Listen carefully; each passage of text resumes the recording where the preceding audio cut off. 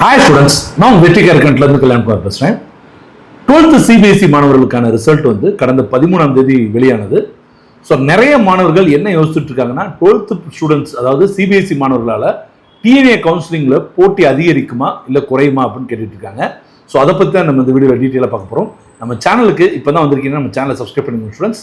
இந்த வீடியோ யூஸ்ஃபுல்லாக இருந்துச்சுன்னா உங்கள் ஃப்ரெண்ட்ஸ்க்கும் ஷேர் பண்ணுங்கள், சரியா? ஆக்சுவலாக வந்து பார்த்தீங்கன்னா இந்த வருடம் 12th மாணவர்களை பொறுத்த வரைக்கும் ஒரு போதாத வருடம் தான் சொல்லணும். ஏன் அப்படின்னா ஆல்ரெடி ஸ்டேட் போர்டில் வந்த ரிசல்ட்டே வந்து பார்த்தீங்க அப்படின்னா நம்ம எதிர்பார்த்த அளவுக்கு வந்து ரிசல்ட் வரவே இல்லை. கிட்டத்தட்ட 3500 மாணவர்களுக்கு மேலே சென்டம் எடுக்கக்கூடிய மாணவர்கள் இந்த வருடம் வெறும் 600 மாணவர்கள் தான் எடுத்திருக்காங்க, சரியா? அதுவே சிபிஎஸ்சியில் பார்க்கும்போது இன்னமும் ரொம்ப மோசம், சரிங்களா? இந்த வருடம் OSM அதாவது ஆன் ஸ்கிரீன் மார்க்கிங் அப்படின்ற புது தொழில்நுட்பத்தின் மூலமாக 12th மாணவர்களுடைய பேப்பர் திருத்தப்பட்டது. அதனாலயா இல்லை கொஸ்டின் பேப்பர் டஃப்னாலையான்னு தெரியல, ஃபிசிக்ஸில் ரொம்ப குறைவாக மார்க் எடுத்திருக்காங்க. இன்னும் சொல்லணும்னா இந்தியா முழுமைக்கும் ஃபிசிக்ஸில் சென்டம் எடுத்தவர்களுடைய எண்ணிக்கை வெறும் 96 மாணவர்கள் தான், சரிங்களா? ஸோ ஸ்டேட் போர்டில் கூட 600 மாணவர்கள் ஃபிசிக்ஸில் எடுத்திருக்காங்க.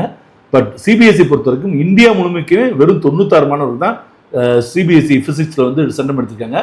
அதே மாதிரி ஃபிசிக்ஸோட மீடியன் மார்க், ஆவரேஜ் மார்க் கிடையாது, மீடியன் மார்க் பார்த்தீங்கன்னா வெறும் 56 மதிப்பெண் தான்.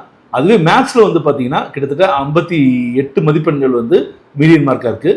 கிட்டத்தட்ட பாஸ் ஆன மாணவர்களில் 60% மாணவர்கள் வந்து 50% குறைவான மதிப்பெண்கள் தான் எடுத்திருக்காங்க அப்படின்றதான் நிதர்சனம்.